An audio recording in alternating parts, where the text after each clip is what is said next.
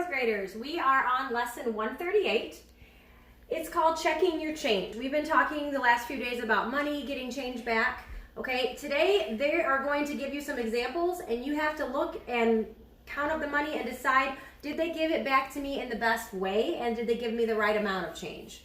So we said the best way is always giving you the bigger coins if possible. And so if they owe me back 25 cents and they decide to give me 25 pennies, that's not the best way to give me back my change. They should have just given me a quarter. Okay, so that is the checking on your change. I want to do a little bit of a review on the metric prefixes. We talked about this in yesterday's video too. So looking right here,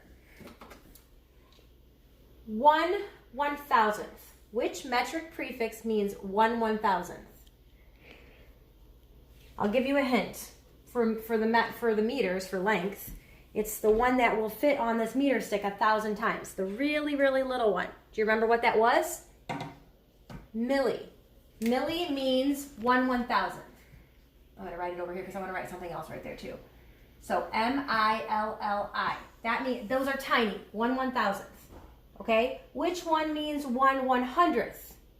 That would be the one that can fit on the meter stick 100 times. What are those? Those are centimeters, so centi. Centi always means 1/100th. 1/100th. Okay? And then what about 1/10th? I said it's your hand. What is that? Deci. And remember what we said about them. They all are going to have an I because they're all fractions because they're inside of a meter stick. They're small. Now, which one means 10 whole meter sticks? Also starts, it's kind of like any of you who are 10 years old. You are a decade, so it's deca. That means 10. Okay, 100 starts with H, hecto. And 1,000, 1,000 meter sticks. Kilo, K-I-L-O. You can put these in front of meter. You can also put them in front of gram and liter, which we'll talk about more later. But just those. And then I wanted to show you something really quickly because now that you're learning decimals, they might give you a decimal for this instead. How do you write 1/1000th as a decimal? Well, put your decimal point. Do I want to put it in the tenths place? No. Hundredths? No. Thousands? Yes. So nothing in the tenths, nothing in the hundredths. This is the same as that. 1/1000th, 1/1000th. Okay? This would be 1/100th because it's two spots over. This would be 1/10 because it's in the very first spot, the 10th spot. So these mean the same exact thing. Okay? All right, let's come over here. This is more review. On your worksheet, they're going to give you fractions or mixed numbers, and they're going to ask you to write them as decimals or mixed decimals. So how would I write 2/10 as a decimal?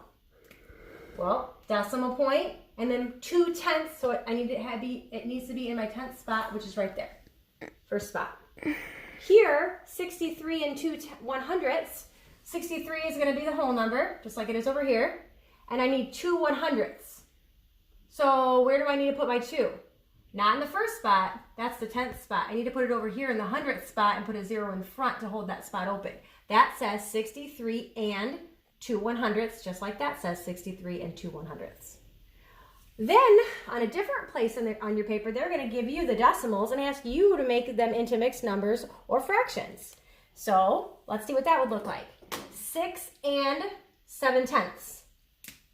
Just write what you just said. 6 and 7/10ths. Just like I just said. Here, this is 83 what? What spot is that? Hundredths. So write it as a fraction. 83 hundredths.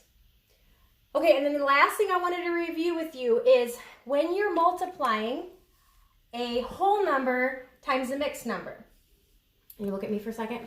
When you're multiplying a whole number times a mixed number, you have to do something to that whole number and you have to do something to that mixed number before you can multiply. So, who remembers what we have to do to that whole number?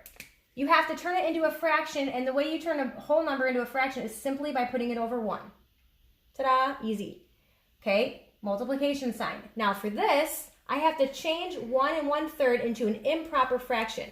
And we learned how to do this before we started all working at home. So this is multiply your whole number times your denominator and then add your numerator. So what's 1 times 3? 3 plus 1, 4. 4 is your new numerator. Where do I get my denominator?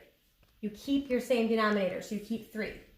So now I have 2 fractions. Are they both improper? Yes, but that's okay. And now I'm ready to multiply across, but I always like to check for cross canceling because it makes your life easier.